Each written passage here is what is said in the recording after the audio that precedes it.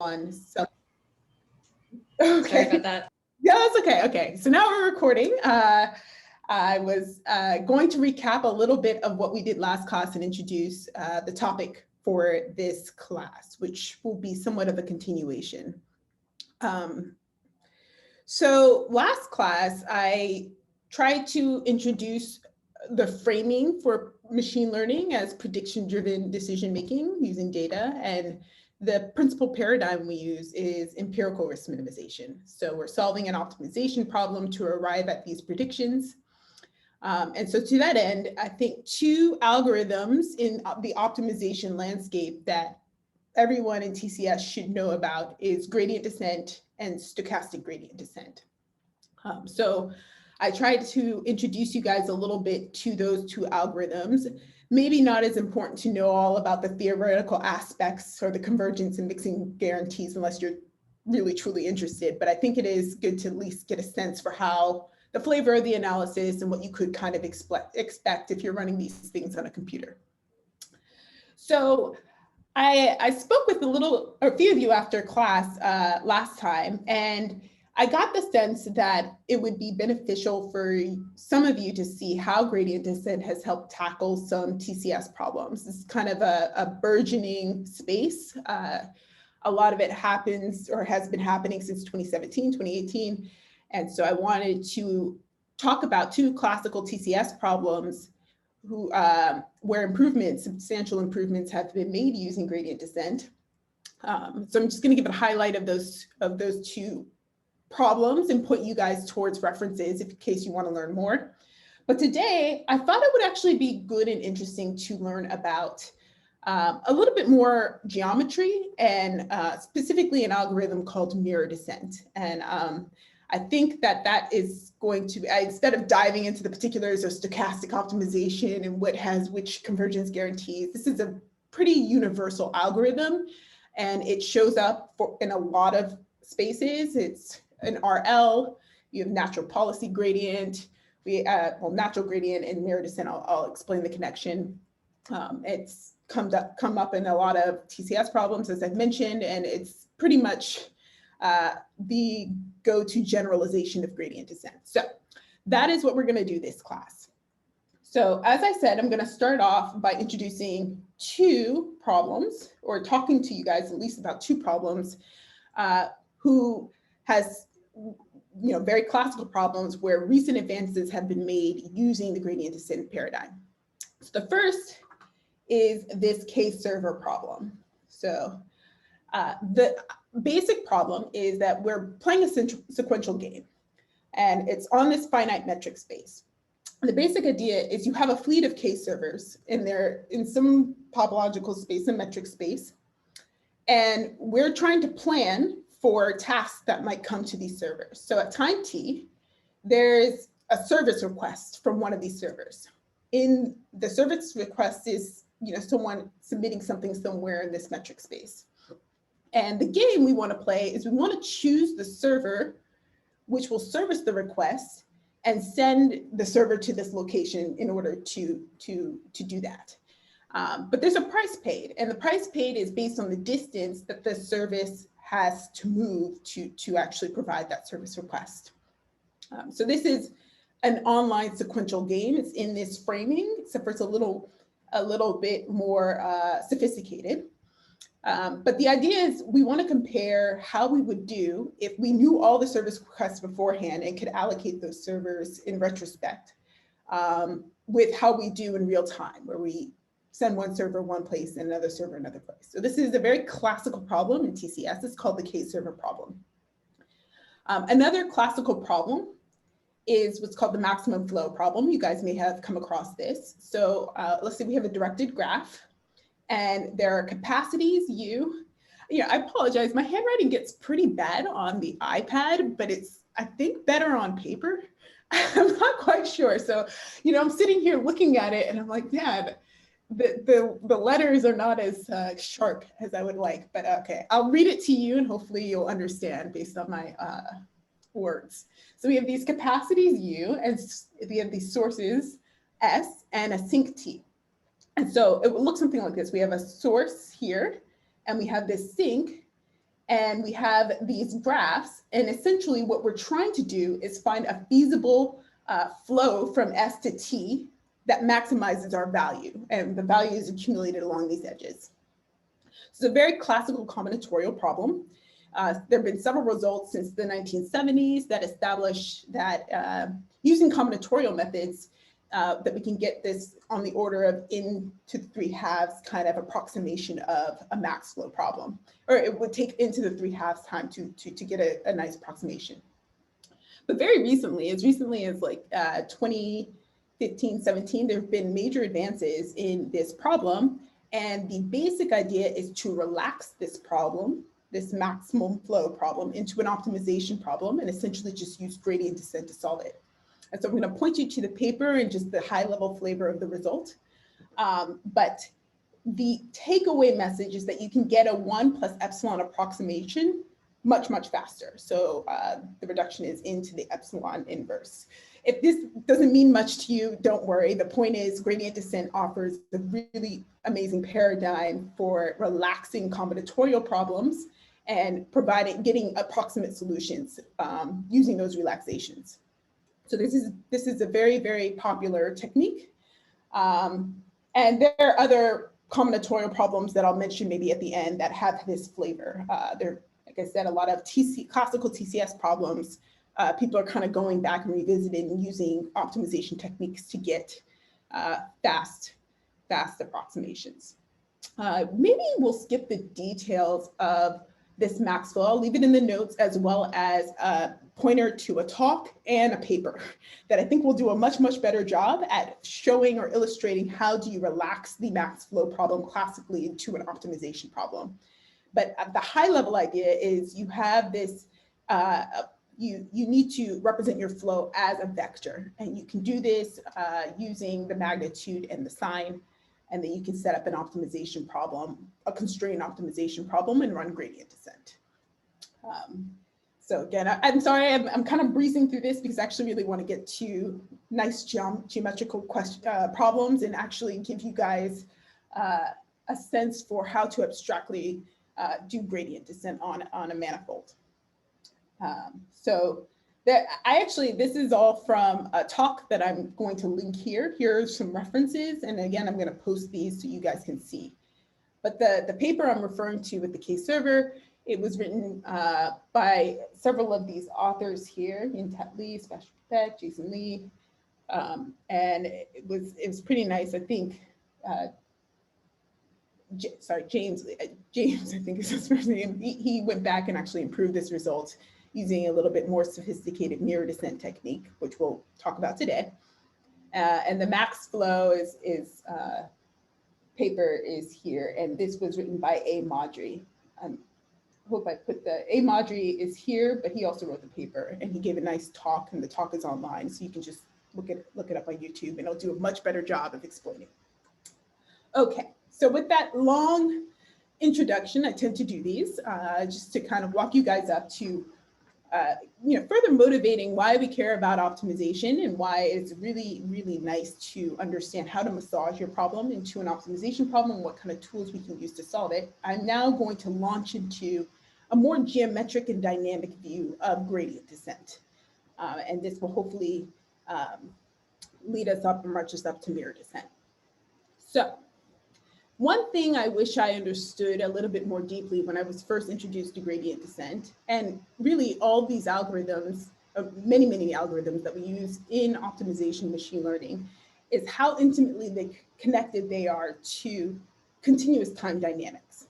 And the reason why this connection is really nice is because oftentimes when you express an iterative algorithm as a continuous time, let's say ODE, PDE, or what have you, the eradication of this discrete combinatorial part actually gives you clarity as to how to solve it and think about it. Gives you a nice modeling paradigm. So this is now something that's being done much more often, and these connections are being made more concrete.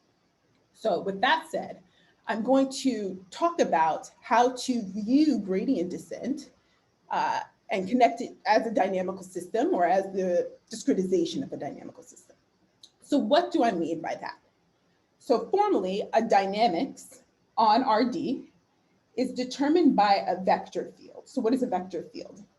It's a function from RD to RD. And really what we're saying is that from any starting point, let's say X naught and RD, we have this flow, which is this sequence of points in RD indexed by time.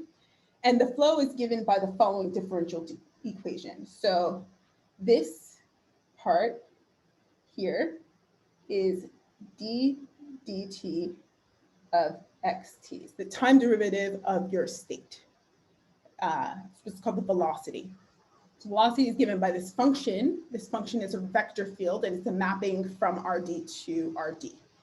Now, this is I'm narrowing it down. Vector fields can also be indexed by time. It gets a little bit more sophisticated than that, but this is a really good template to have in your head. Okay, so I've told you all this, but really, what does all this really mean? What is the dynamical system? What have I written down? I think in order to understand what this means, it's nice to think about what happens for small dt. So how do I operationalize this equation? What it's really saying is that xt plus dt, so plus some small amount of time, is equal to the current state, xt, the current position, plus phi of xt dt, plus something that's on the order of dt squared. But we tend to ignore this term because we take dt to be very small. So dt squared, you can treat it like it's 0. So we're thinking about this continuous dynamical system as really something we can run in discrete time via some kind of approximation of this vector field x dot. And so there are many ways ways to implement this in practice. This falls into the realm of numerical integration techniques. And so there's like a huge toolkit, but I'll explain at least the technique that gives rise to gradient descent, mirror descent, and a couple other algorithms. It's a very straightforward technique if you have kind of this paradigm in mind. But let's stick with continuous time for a second before we discretize. So I've just written down some arbitrary function from RD to RD. I've set it equal to the time derivative of my state. And I've said this is a dynamical system. What does this have to do with gradient descent? So one of the leading dynamics that is studied in optimization and beyond is what's called gradient flow. The gradient flow equation just simply takes the vector field phi to be the negative gradient direction of xt. Okay, so let's think about, I've motivated gradient descent in a couple of ways, at least in discrete time, but let's think about gradient flow. So let's go back to put our machine learning, or at least our optimization caps on. Let's say our goal is to optimize a function. Before you go further, I just want to make sure. So xt is not equal to phi t naught, is it? No. Sorry, there should be a dot here. Okay. Yeah, Okay. that was very small. Thank you for pointing that out. That's why I put the ddt on the other side. Yes, this is the dot usually represents the time derivative. 2 dots usually represents the second time derivative. So you take ddt of your state or whatever you're working with. That makes sense. Thank you. Perfect. Okay. So let's say our goal is to optimize a function. I somehow relaxed my classical TTS problem to an optimization problem, or something is God given to me in machine learning context. So what do I do to let's say I want to optimize it? Well, one efficient strategy is just simply I want to minimize, let's say, the distance between my current state and the optimal point. Let's call x star the minimizer of this function. Well, if I look at the time derivative of phi of t, then I just simply need to apply the chain rule. So what's the time derivative of f of xt? The time derivative, so first I take the gradient of f of xt, so gradient of f of xt, the time derivative of the inside. So they take the inner product with d dt of xt. And then this is constant, the second term here is constant with respect to time. So its time derivative is going to be 0. So if I'm trying to minimize the energy, what I get is this equation. So, sorry, it should not be a dot here, just ddt of xt or xt dot. So if I look back at my gradient flow equation, or really any kind of vector field, I simply just plug in the vector field here. The vector field is the negative gradient direction. So this is saying that the time derivative is going to be the negative norm of the gradient squared. So gradient flow is decreasing this energy or this potential well, this distance between my current state and the state I want to get to, x star, is evaluated by the function value. It's decreasing monotonically. We saw that gradient descent was doing that when the function was smooth and we chose the step size appropriately. You almost get that for free with gradient flow. I don't need smoothness. Smoothness, I might need to actually make sure that this vector field exists, but for intensive purposes of showing descent, it's not required. So does that make sense? Maybe does it make it a little intuitive? So I have this curve here.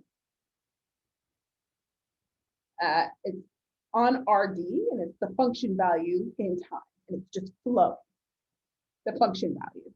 I also have this curve in RD. So this is in RD, and this is in R. So by moving my state, I also induce movement in the objective function. And the goal is to move the state so it's optimally decrease that objective function. And that's what gradient flow is doing. So hopefully that intuitively links to your understanding of gradient descent. Okay, so we know that the objective function, or the distance between the objective function and the minimizer, is decreasing.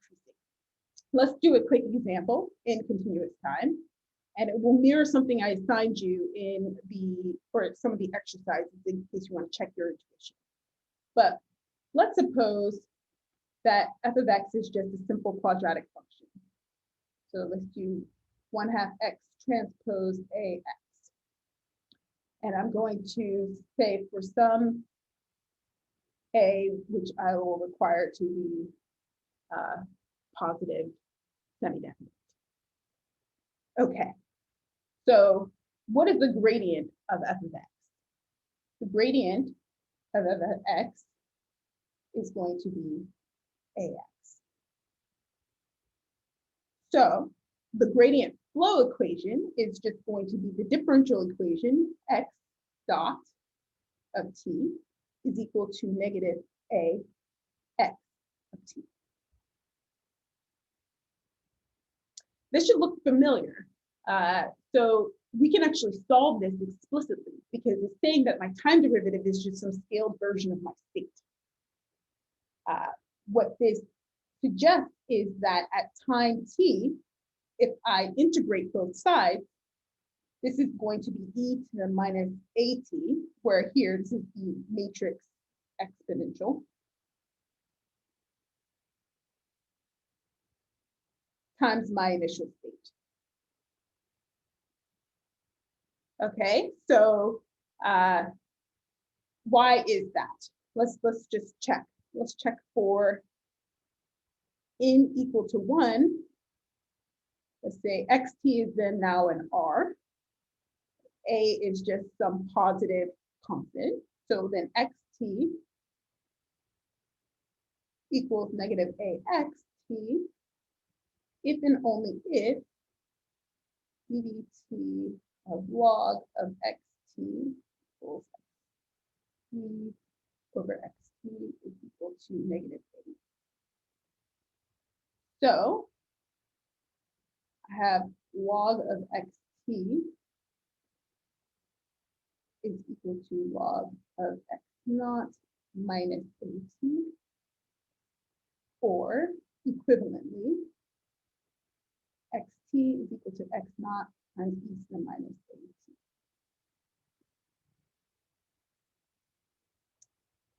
Fantastic. So hopefully that's some kind of sanity check. And I just want to be clear what I mean by the matrix exponential. I mean that e to the at is equal to identity plus ta plus t squared a squared over 2 factorial plus dot dot dot. That I just want to clarify in case you guys haven't seen that. Okay, so if anything was confusing about this example, feel free to ping me, but hopefully if you stare at it enough, it will make a little bit more sense. So this is really nice. Actually, working with quadratics, it's very clarifying. Usually you can get explicit equations and explicit rates, and everything winds up being pretty explicit, at least in this really nice, positive, semi-definite set. Okay, so very, very quickly, I just want to talk about how do we go from continuous time to discrete time, and then I'll get a little bit more into the geometry of how do we generalize this gradient flow equation to get a more robust toolkit of techniques we could perhaps apply to more expansive problems in TCS and beyond. So this is going to be a very, very short foray into numerical analysis techniques. Actually, it's really just a drop in the bucket, but talking about discretization. So I start off with a flow generated by a vector field. This is going to be, again, a mapping from RD to RD. And T, which I'm writing here, xt dot, I'll just rewrite it again to make sure it's clear. So this is the equation for the flow I'm describing. So in discrete time,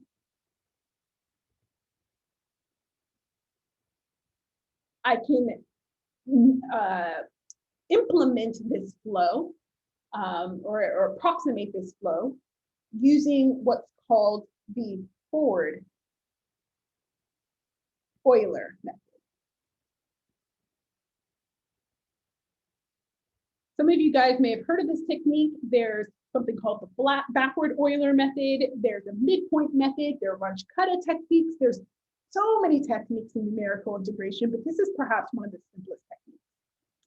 And it says that if I have a general differential equation, a vector field here, then I simply approximate the time derivative, so this part, xt dot, with just a first order approximation. So I have xt dot is equal to t. I'm going to approximate this by xk plus 1 minus xk over some small time step epsilon. And so this is for some small epsilon greater than 0.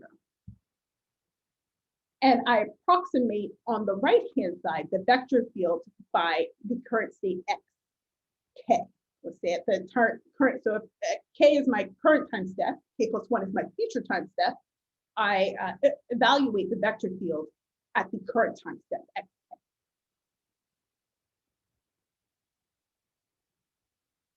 So that is the forward Euler method.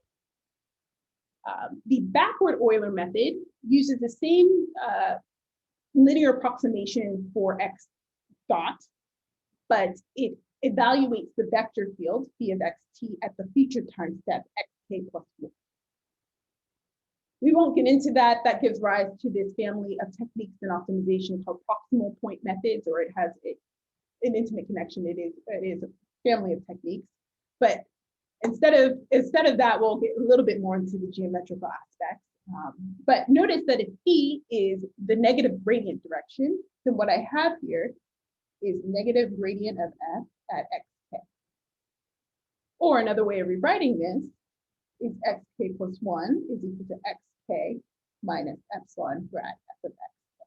And that should look familiar to you. That is the very classical gradient descent technique with step size epsilon. So we can think about our choice of epsilon. We chose it based on the smoothness in the previous lecture or discussion. And in this one, we're kind of thinking about it as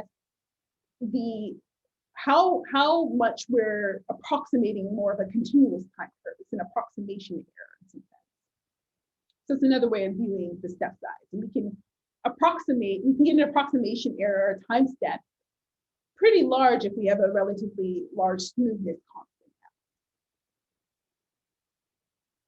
If L is large, it's 1 over L, so then I think it's the inverse of what I just said. Okay, so now that we have done that, I'm going to get a little now into geometry. So we're going to shift and then we're going to loop back to dynamical systems. But I think it will be instructive to learn a little bit more about differential geometry, or just some of the basics, and that'll help motivate thinking through more sophisticated techniques. Okay, so first we're going to start with the very simple concept, not simple, but basic concept of a manifold. So what is a manifold?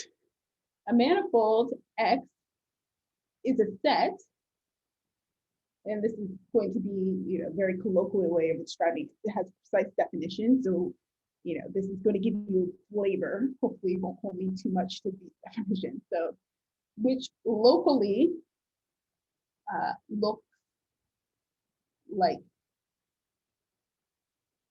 Euclidean space. So a very classical example is the sphere.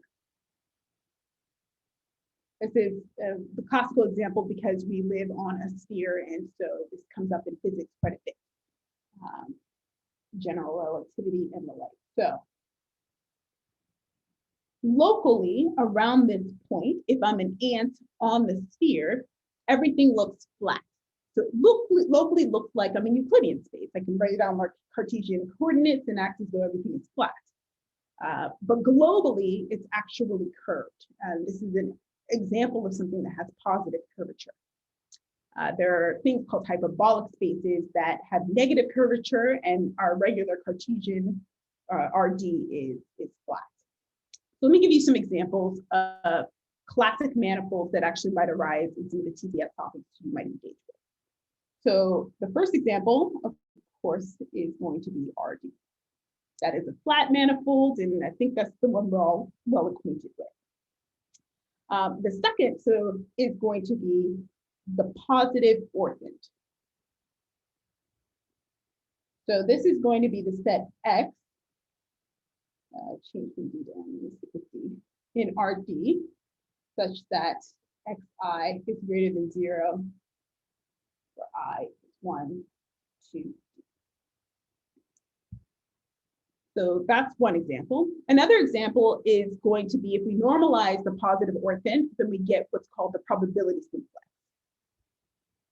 So this is going to be usually represented by a triangle, D minus 1, and this is going to be X in RD, such that X1 through plus XT is equal to 1.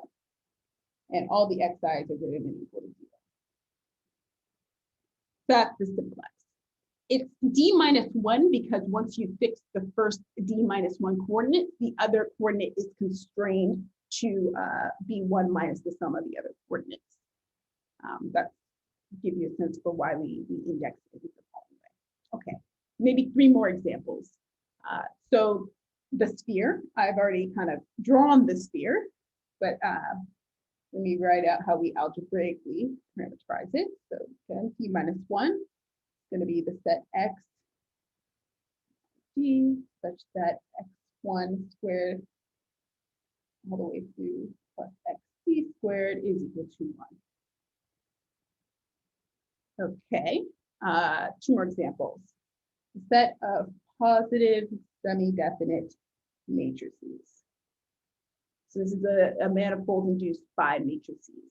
It's going to be the set of X in RT times P such that X is equal to X transpose. So greater than equal to 0. All right, and the last one will be orthogonal matrices.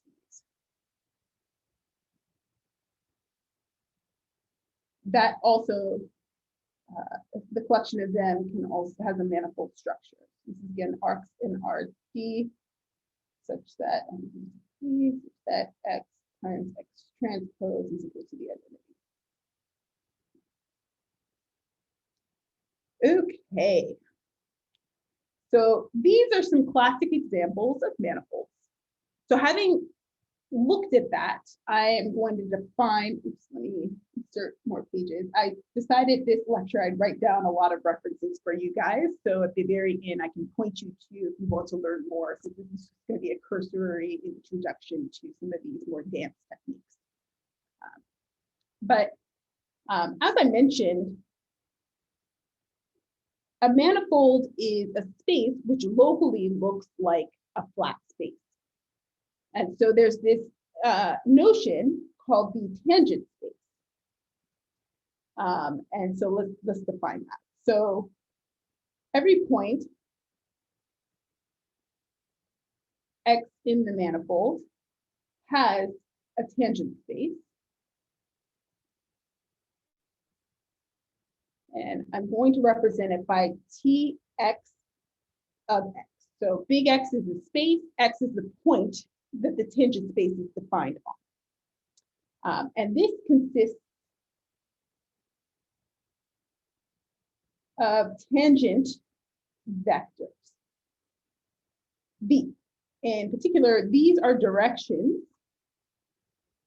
of motion such that X plus TV is in X for small t, very small t. All right, I'm going to write out a few tangent spaces and I'm going to show you how this definition operationalizes in terms of actually deriving what the tangent space for something looks like. And hopefully this will give you some intuition for how do we figure out what a tangent space of some sort of nice manifold is. So let's go back to our nice set of examples. Let me rewrite them since I did not allocate much space. I'll flip up and down so that you can see what the manifold looks like and then the tangent space looks like. And hopefully, this is when it'd be nice to have whiteboards. Okay, so the first example was X is RD. For this, the tangent space is going to also be RD. It's flat. So all the tangent vectors are going to be also just vectors in RD. For the positive orthant, the tangent space is also going to be RD. Again, this is flat, it's just a subset of the positive, or sorry, of RD. It has a nice manifold structure. Okay, so now let's actually think about and write out what the tangent space of some of the other spaces that I've mentioned are. Okay, so I'm going to derive or try and help give you some intuition for, let's say, the sphere. So this wasn't the third example, but this is the one I'll write out. So again, this is going to be the sphere. This is the set of points.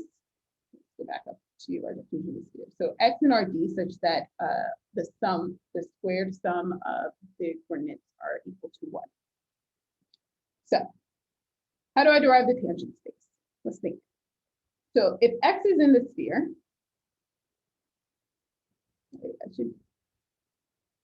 this is the sphere. If X is in the sphere, then I know that X1 squared plus XD squared is equal to 1. So now let me think about what X plus TV looks like. And again, I want to figure out what V has to be in order for this to also lie in the sphere. So X T plus V is going to be X times T, or X plus TV squared plus X2 plus TV squared plus dot dot XD plus TV. And again, this is, I should also index the V. This is 1. So I'm going to expand the square. So I can collect all the terms that are involve just x.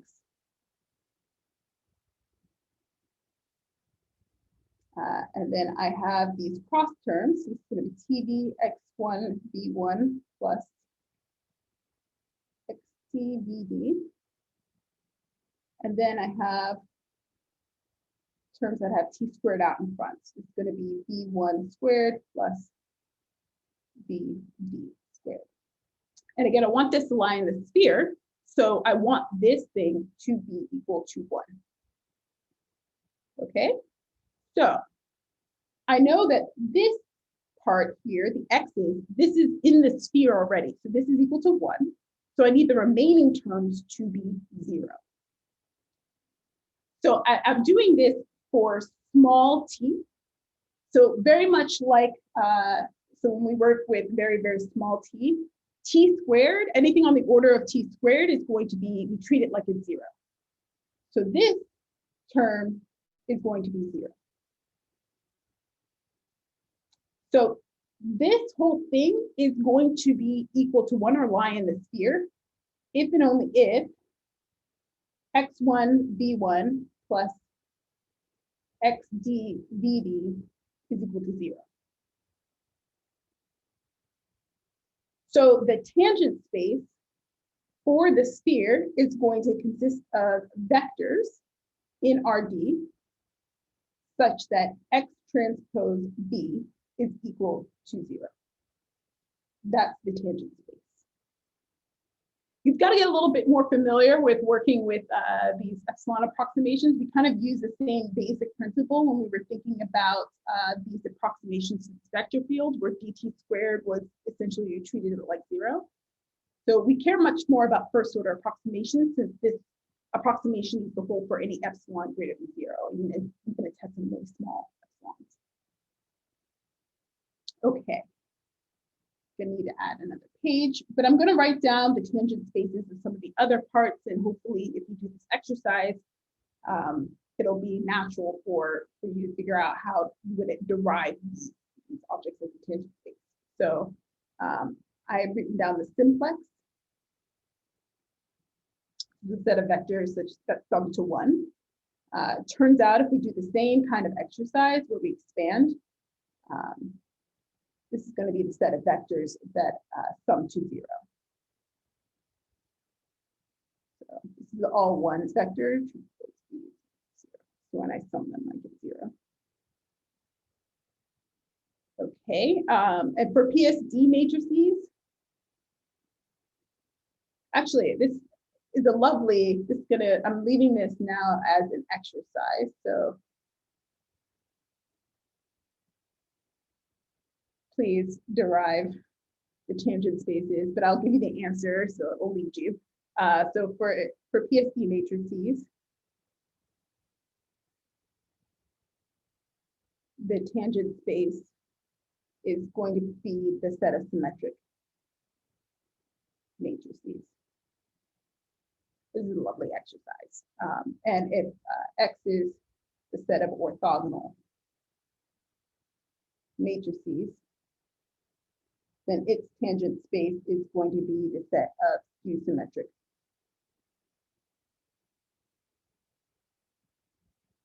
matrices. Okay. So I'll leave that as an exercise, but you can ask me if you have some problems. So we're gonna get a little more deep into differential geometry, but I'm only gonna skim the surface. So hopefully this won't get too outside the bounds of what some of you guys have seen. So please let me know. But I think I'm gonna introduce the concept of a metric and then of a differential. And I think that'll be enough to give you intuition for some of these more sophisticated algorithms like mirror descent, natural gradient descent, and a couple other algorithms as well. Okay, so what is a metric on a manifold?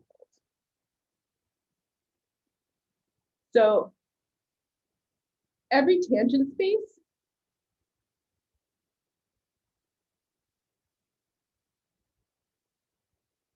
has what's called a Riemannian metric.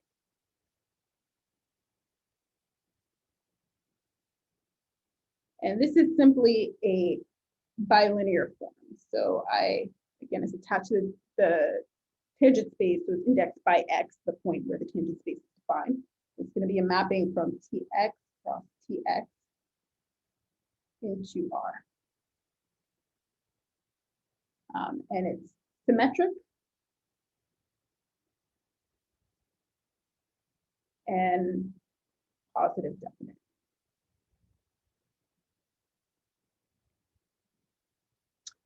So what this metric does is it defines an inner product. It defines inner product. In particular, the inner product between U and V at X is going to just be this bilinear form acting on U and V.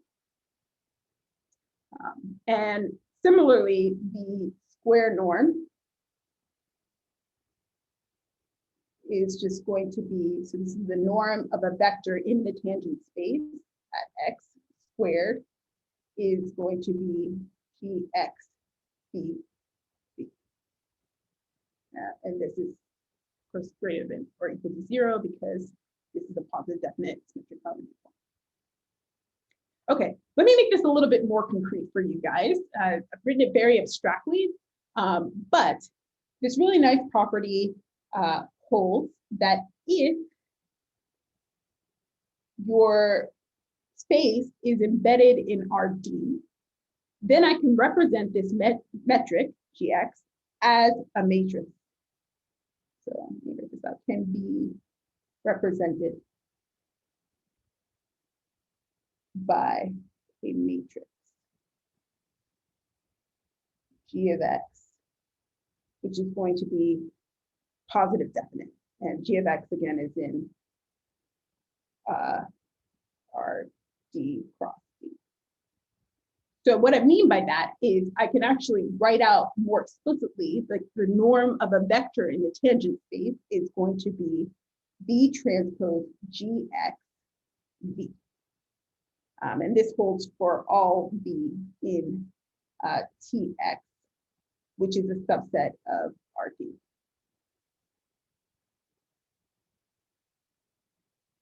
Okay, so let me pause here. This is kind of quite the lightning course, and tend to go a little more quickly, but I'm going to give you some examples of metrics that have been defined on these spaces, and hopefully actually these metrics will be somewhat familiar to you because they're pretty commonly used. Actually, let me go through some examples, and then please interrupt if you have any questions. And I don't know if I can see the chat, so if you do have questions, I trust Jess will interrupt and let me know. I will. No questions in the chat so far. Okay, good. Hopefully that means there's understanding, not just confusion. I don't know where to start asking you questions. Okay, so let's go through some examples. So if X is RD, our go-to example, the Euclidean metric is typically the one that is always used. So Euclidean. And this is given by G of X is equal to the identity matrix. So this just means the inner product of U and V at X is just simply the sum I equals 1 to D of X, of U I V I. So that's hopefully the one we're all most familiar with. And it also gives you a sense for how that's just a manifestation of this larger structure that can be imposed on your problem or space.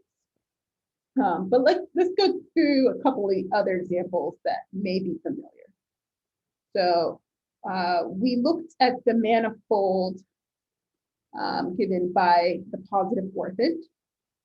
And typically a metric that we bring to bear on this space is what's called the log barrier metric.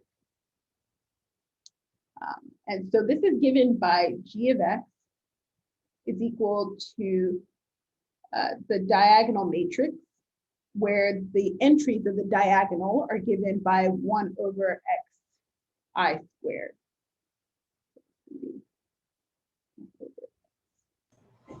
May I interrupt to ask a question? I'm just coming from the chat. Please do. Okay, is GX always representable by a matrix? What does symmetric and positive definite mean if not? Yeah, so you can certainly define, okay, so this just has to do with a bilinear, it's a bilinear form. So it is not always expressible by a matrix, but most often it is. It's expressible by a matrix when X is a subset of RD. So if not, then you have to get into more abstract notions that like metrics and geodesics and exponential math. So there's kind of a larger story here that's a little bit more general than the picture I am setting up. And this gets into like geodesic optimization and a whole realm of stuff. I'm going to link some good references for learning about those more abstract objects. Here, we're going to be focusing on when our space is like in just a subset of RD.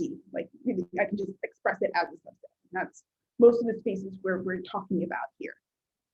But there are examples where you need more abstract. It's just a more general topological space, and it doesn't really have that concrete structure. Struggling, I should have written down an example. I'll try and think of one and bring it back to the Google class. Okay. Sorry for that half answer, but I'll point you to some resources. Okay, so all right, so this is the diagonal, and what I mean by that is the inner product between two vectors in the positive orthid is going to be given by the sum equals 1 to d of x, of u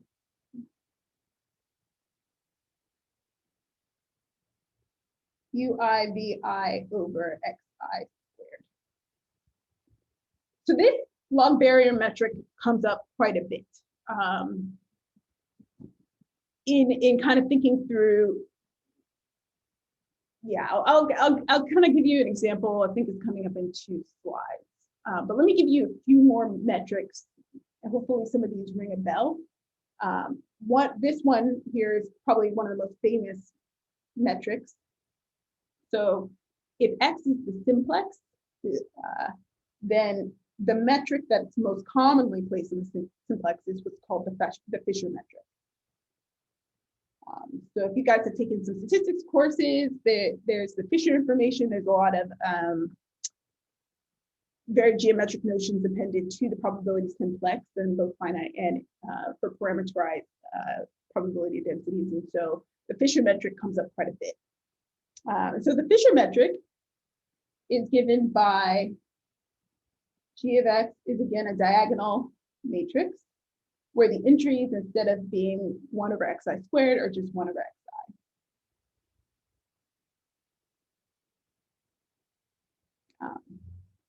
So again, I can look at this, and the only difference here is this is going to be just over xi, not xi squared. And then I guess the last one I probably should point out that's commonly used is for PSD. For PSD matrices, the log det metric, it usually serves as this barrier function in your space.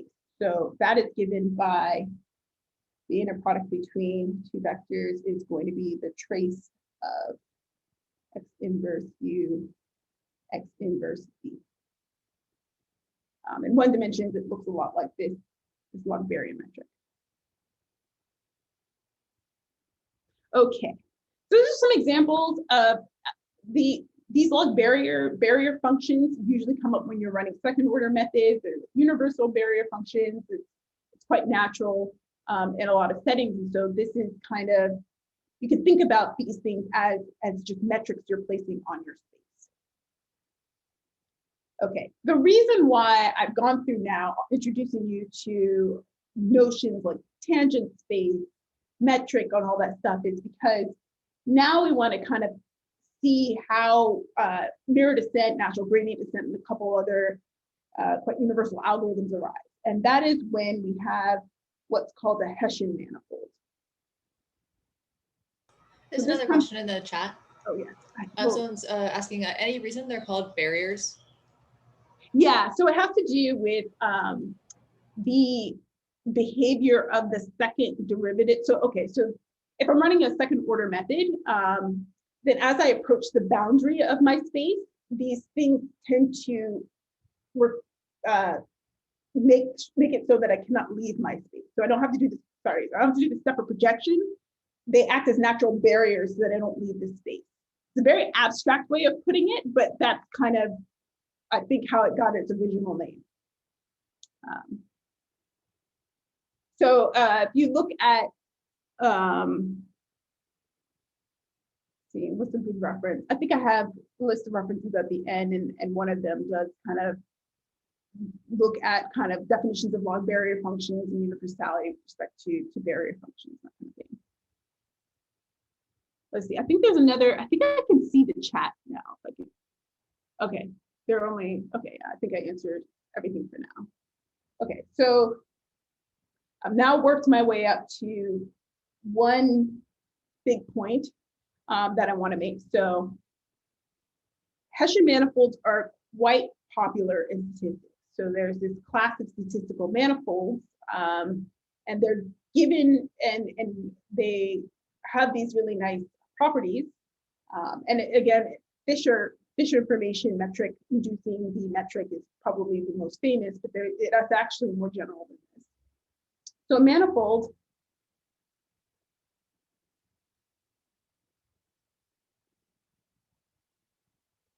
is a Hessian manifold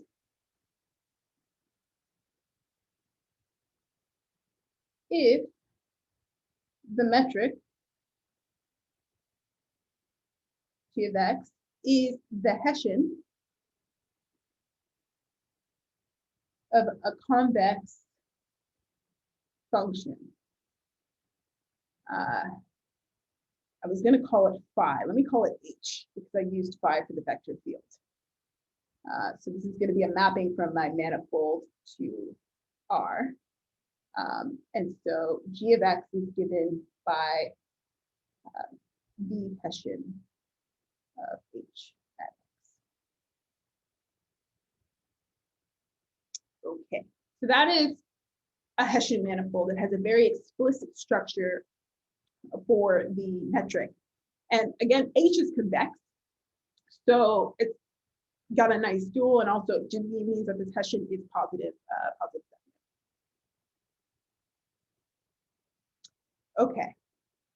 So let's go through some examples of Hessian manifolds that we've seen. Actually, most of the manifolds I mentioned are Hessian manifolds, and maybe you can tell me what h is if I kind of reacquaint you with the definition of the metric.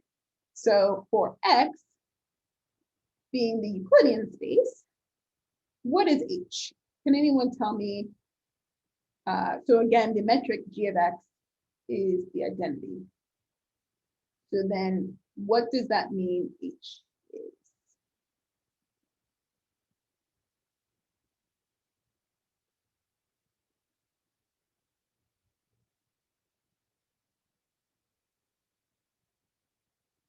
So I need a function whose Hessian is the identity matrix.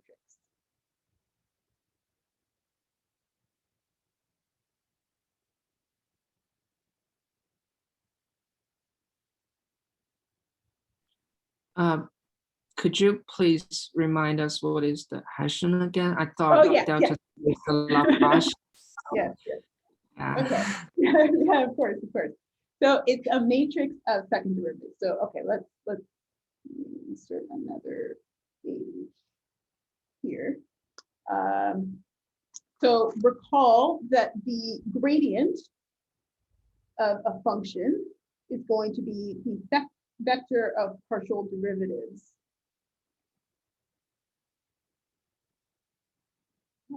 So I put this in RD. So it's going to be the vector of partial derivatives with respect to each coordinate. So the Hessian is going to be a matrix of second derivatives.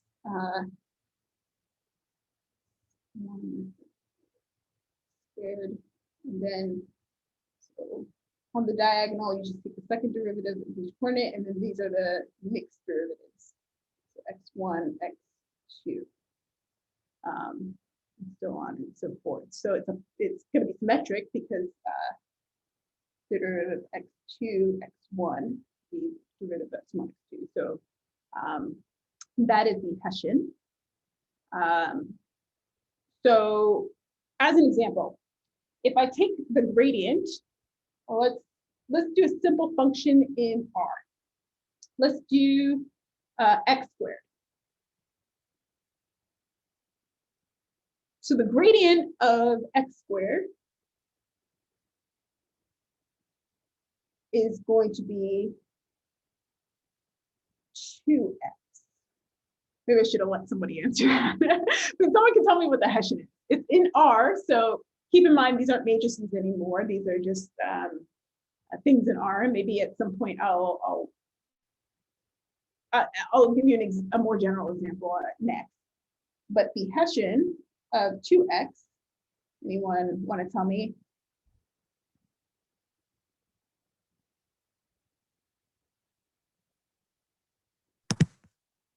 Just 2? Yeah, great. Perfect. Okay, so now let's just beef this up a little bit more. So like, let's say instead of having x squared in R, I have f of x is x transpose x. So each x is a vector in Rd, but x transpose x is in R. So I have a function from Rd to R. And so now the gradient of this function is going to now be a vector, according to my definition up here.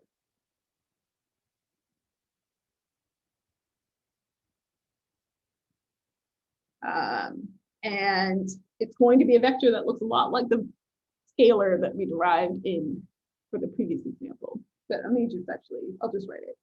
So it's just 2 times x, but x is now a vector. X is x1 through xd. And if I look at the Hessian,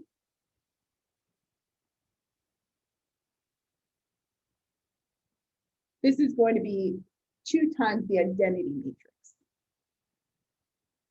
So because I had to take the partial, so think about this definition or what I've written down here. So if I take all these mixed derivatives, everything's just 1 because it's just taking, or rather everything on the off diagonal is just 0 because the coordinates really aren't interacting. And then everything on the diagonal is just going to be 1, but here I've scaled it by 2 because I usually put a half in front of that. Does that make sense to everyone? As a sanity check, I think it's instructive to write down maybe the gradient and the Hessian of some very, very simple functions, and then hopefully you'll get a little bit familiar. One thing that I found very helpful in thinking through what is the gradient of this matrix valued thing is the dimensions should always align. So you think through, okay, what dimension does it have to be in? And then that should kind of tell you where the transposes and things, or at least, keep you from being too far astray. So that's something that's like kind of a thing you should keep in mind when thinking through how do I derive, is it x transpose x, is it x transpose, is it blah, blah, blah. Okay, so with that, I actually kind of gave you a little bit of a hint or maybe more of a direct answer to what the function is that gives rise to the identity metric. So here we have 2 times the identity. The metric, so I have called these F's. I want to separate out the function we're using to induce a metric on our space and the function we're maximizing or minimizing. So hopefully you guys won't get too confused by that. Yeah, okay, so Sana, beautiful name, but I may have mispronounced it, but yes, very lovely, excellent answer. So Sana pointed out that it's going to be 1/2 x transpose x, or just 1/2 2 norms squared. So that is the norm that we are thinking, that we are inducing in our space in our RD. We'll do one or two more examples. I'm going to write them down. I'll give you guys a little bit of time to think about it, and then just because I want to get at least to what the algorithm is and maybe the ODE connection. And I'm kind of, but I think it's really good and instructive to go through the basic concepts. So I'll leave these up in case you guys want to check. So one other example we had was the log barrier function on the positive orthant. So we had our plus C. There we saw that G of X is equal to this diagonal matrix, where I have for each entry, 1 over, it should be D squared. So again, this diag thing means that on the off diagonals, I have 0, 0, and then along this diagonal is this vector here. I'm just stretching it out. That's what this diag operator, the notation I'm using, or that gets used. So it's just probably instructive to think about what function second derivative gives you 1 over x squared.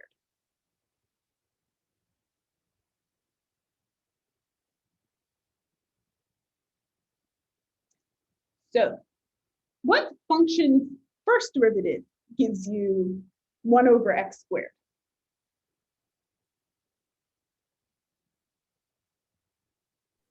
Minus 1 over x. Yeah, very, very lovely. Minus 1 over x. So we just need a function whose first derivative is minus 1 over x.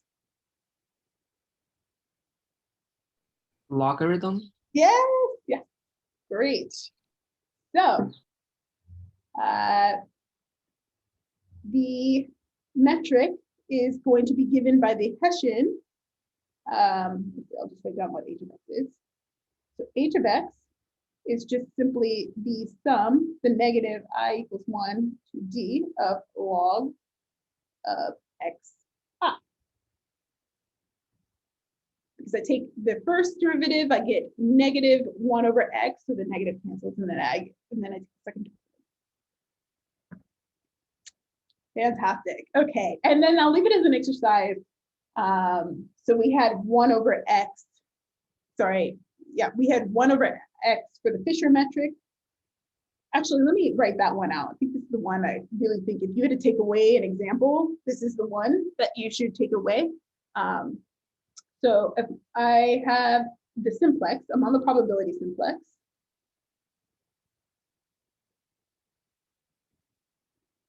And I have this Fisher metric, which was diag of now 1 over x1.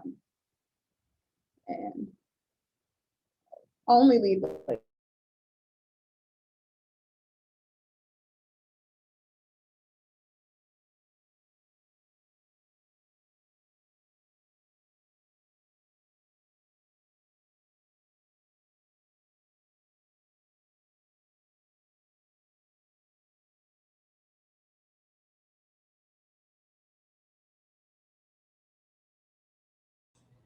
Seems like we lost her again for a bit, but I'm assuming like last time she'll be back in a minute.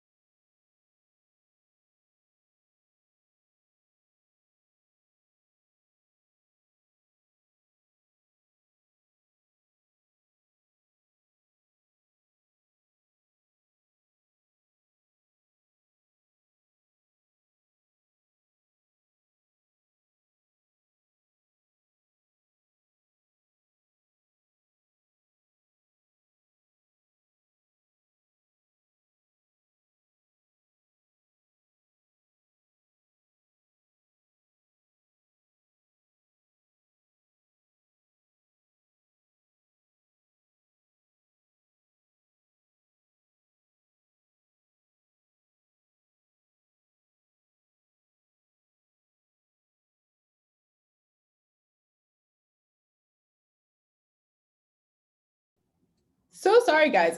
This happened. This is now the second time. I'm gonna have to take my computer to the store and figure out what's going on here. I again apologize.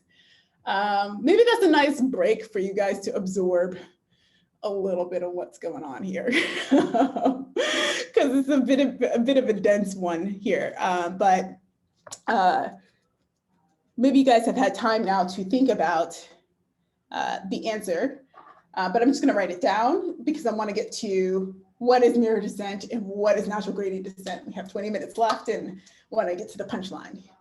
But this is an important example because the metric is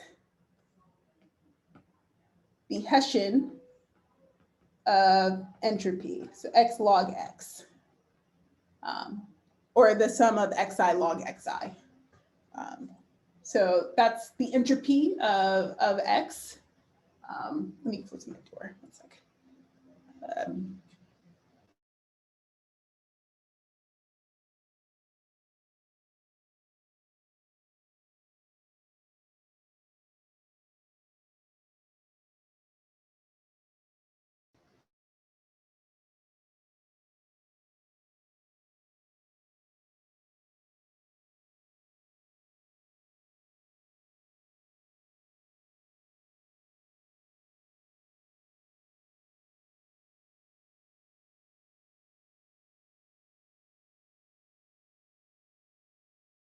So that is that.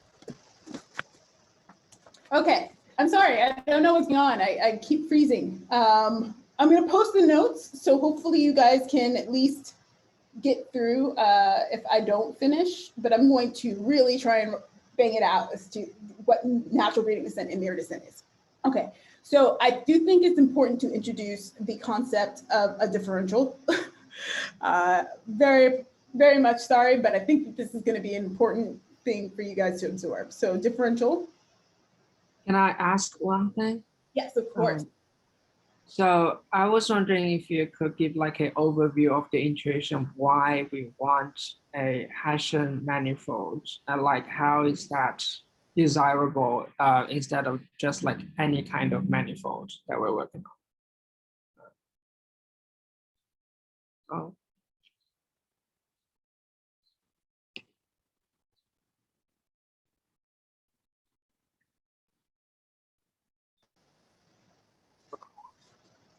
Yeah, let me try and fix some of this connection issue because I think you cut out and I'm not quite sure if I'm being heard well. Can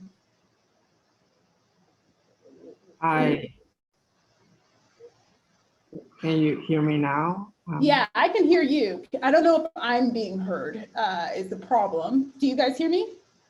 No. So yeah, I hear you right now. If you said anything in response to, yeah, so we can hear you now.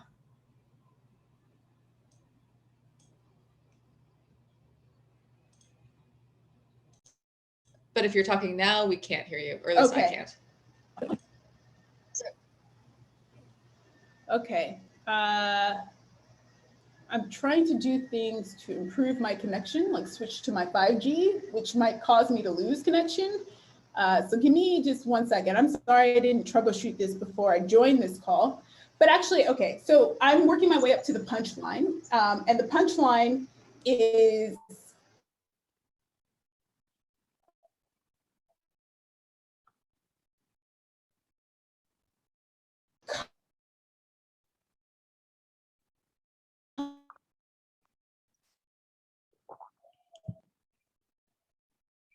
coming.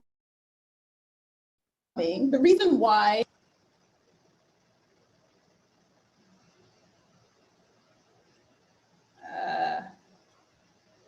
unfortunately, I think we lost the entire punchline.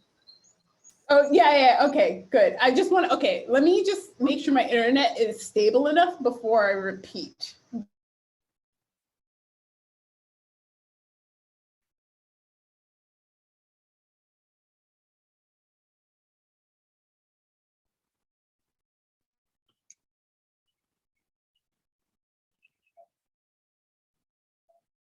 The punchline.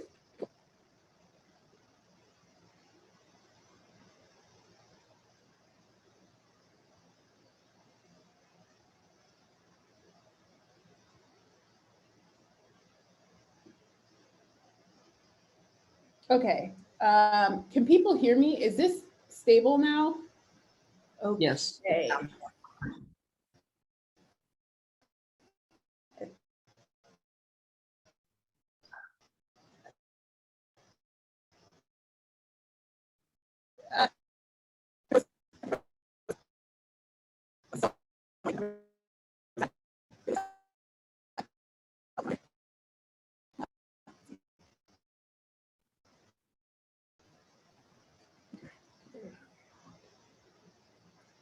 I think we just lost you again.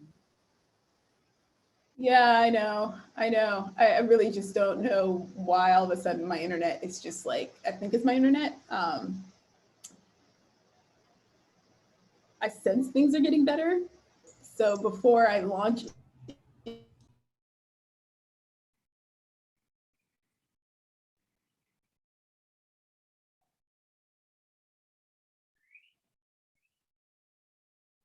into it, I'm just trying to make sure things.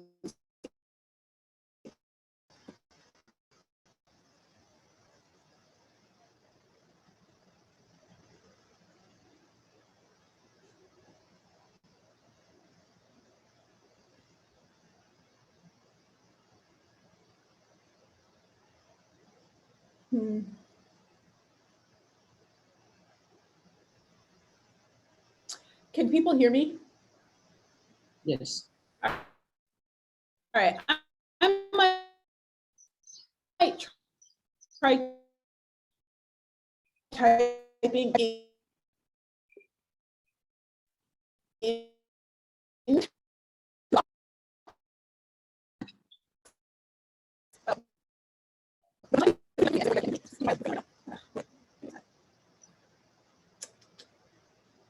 Okay, I'm going to try and spell it out. I think things are a little bit better. I don't know if you can see my screen, but the point is this. So on a manifold,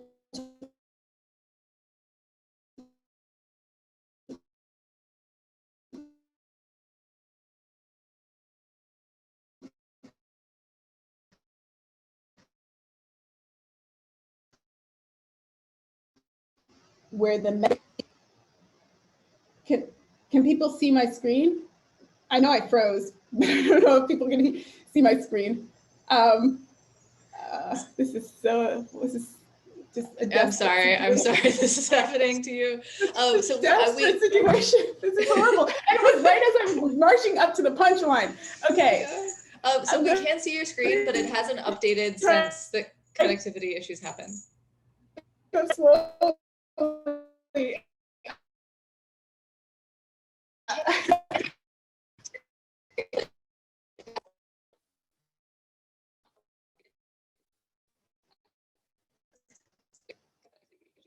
And let's see. I'm going to stop my share. Maybe that will. I can't tell if it's my connection or my internet or what have you. I'm just going to let things stabilize for like 2 seconds and try again, but in words. It turns out that the gradient flow equation changes on a manifold with a metric. You no longer have the equation x dot is equal to the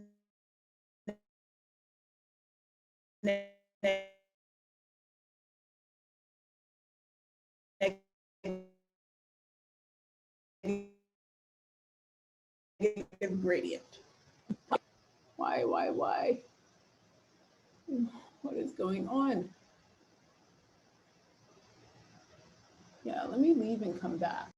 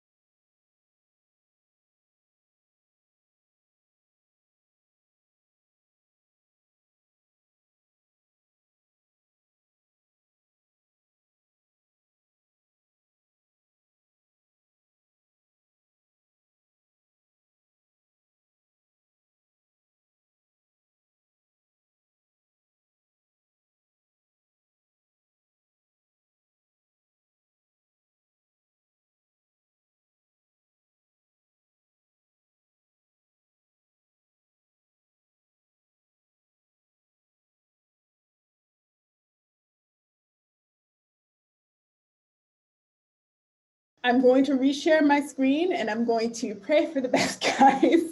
I am so sorry this has happened. I think we were trying to march up to this punchline, and I really sad about that.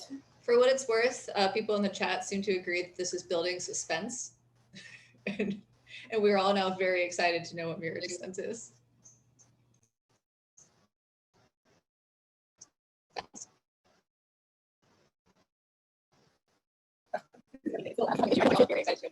Oh man, I'm excited to tell you. This stuff's interesting.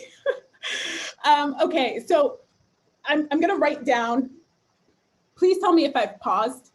I can't see you guys anymore, but I'm hoping I didn't pause. So this is the gradient flow equation here on a manifold. Essentially, you have to scale the gradient by the metric. So if your metric is given by the Hessian of a function, then the gradient flow equation becomes xt is dot is equal to negative Hessian of my function inverse grad f of xt. Sorry, there should be an inverse here. And so the gradient flow equation is going to be the Hessian of the function of the metrics. Excuse me? It scales the gradient. Oh, good grief. Do you guys hear all that? Oh no. I think we missed the last 5 sentences. So when you start writing the Hessian, then you got cut out. Oh man. Okay. Okay. So did you guys get that the gradient flow is now scaled by the metric inverse? Yes. Okay. So if the metric is given by the Hessian, then the gradient flow is going to be given by the Hessian inverse. So the reason why this is important is the following.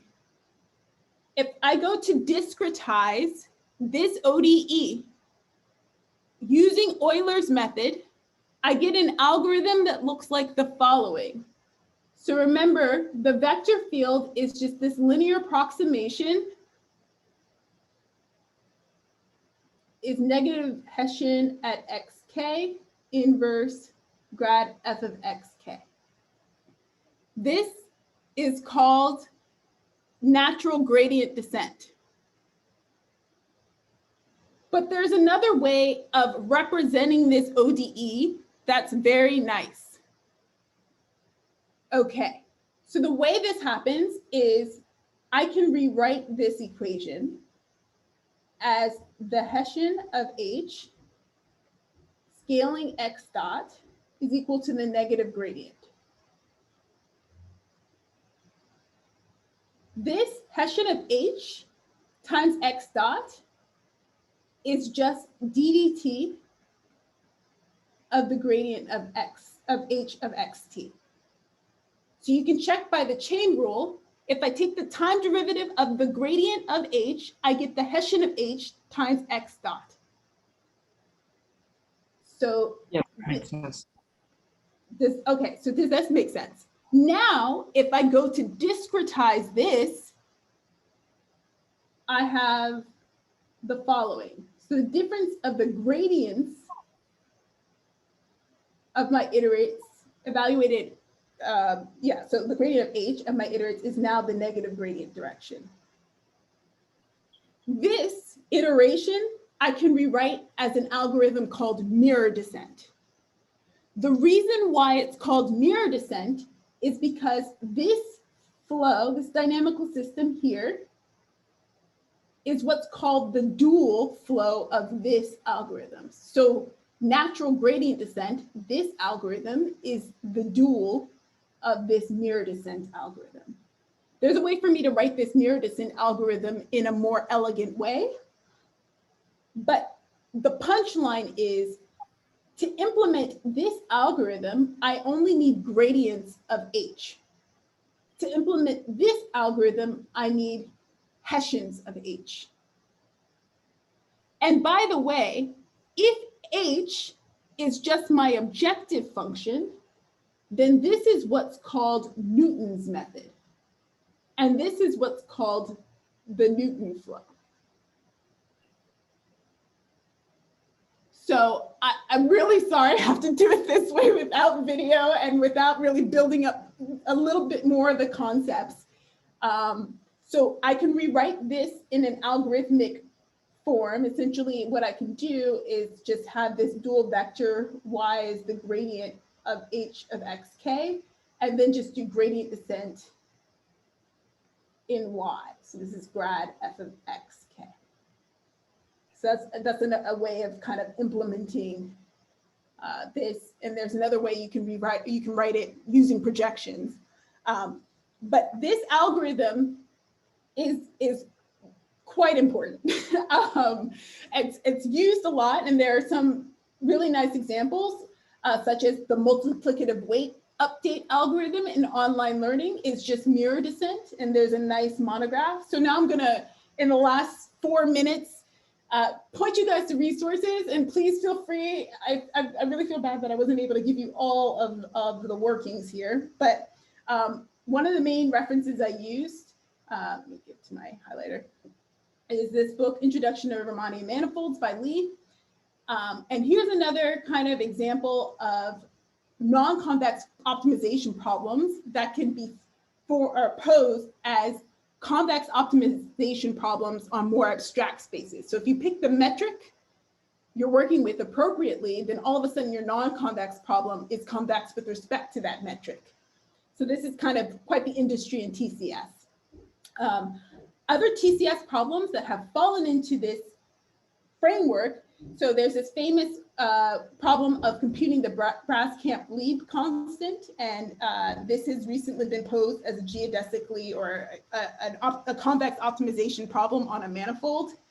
And then there's also the operator scaling problem. That's a pretty famous TCS problem, and recent advances again have been seen by posing it as a convex problem with respect to a different geometry. And then this is the part where I really fell short, guys, with this connection issue. And so here's some really nice references. So this is a paper that used it in practice. I wouldn't necessarily use that to learn about it. I think Amari has a nice paper on natural gradient descent as it applies to deep learning. And this has been used quite a bit. And then again, this is a monograph called the multiplicative weight update algorithm, a meta algorithm in applications. And it just goes through and shows how many algorithms, disparate algorithms can actually be interpreted as mirror descent, which is equivalent to this multiplicative weight update algorithm. And then one other thing I'll point out is Sebastian Bubek has a nice monograph where he talks about duality and mirror descent and gradient descent. It's lecture notes on convex. He has a whole chapter on mirror descent and links it to natural gradient descent. And then I think Garvesh Raskuti and another co-author also have a nice paper connecting the two. If you Google Garvesh Raskuti and mirror descent, that will come up. So I will leave these references. I so deeply apologize that I wasn't able to give you all the details, but yeah, the punchline is supposed to be that I can now do optimization on more abstract spaces using only gradient information. So I'm doing it more efficiently, and I can do it in one of two ways, and they'll have different properties. But as it turns out, like I said, statistical manifolds is a large variety of spaces where the natural metric is actually the Hessian. And so I have this dual formulation. And so again, this duality does come up a lot. It is what's behind the multiplicative weight algorithm and a couple other meta algorithms that are used. Okay, so I'll pause there and I'll take questions. I'll stick around because I know this was quite the journey. And let me stop sharing so the connection hopefully will improve.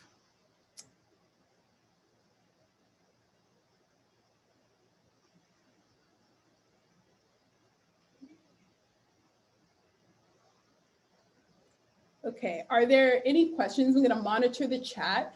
Maybe I'll try starting my video. And I'm going to go ahead and stop the recording now. Okay, good, good.